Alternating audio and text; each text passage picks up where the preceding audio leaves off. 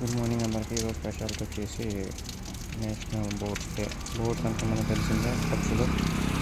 ఇప్పుడు టెక్నాలజీ తప్పక అసలు పక్షులు కనిపించలేదు. ఎగ్జాంపుల్ పిచ్చుకలు కావచ్చు, పావురాలు కావచ్చు, and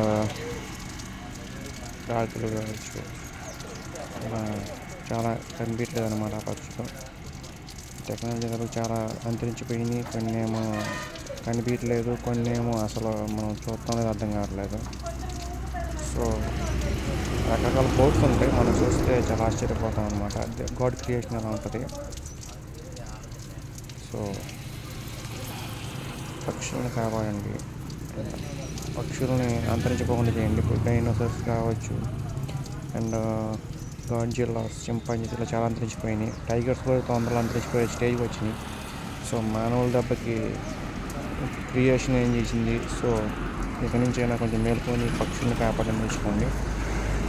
thank you so much. చిన్నప్పుడైతే మా పూరి గుడిసెల్లో, అంటే మా అమ్మమ్మ వాళ్ళు పూరి గుడిసె, సో అప్పుడు చిన్నప్పుడు పిచ్చుకలు, పావురాలు వచ్చాయి. ఇప్పుడు ఎత్తుగా కూడా కనిపించట్లేదు. గద్దలు అనేవాళ్ళు అవి కనిపించట్లేదు. రాబందులు అనేవాళ్ళు అవి కనిపించట్లేదు. సో ఇక్కడి నుంచి అయినా వివేకానందంగా ఉంటారని అనిపిస్తుంది. Thank you so much.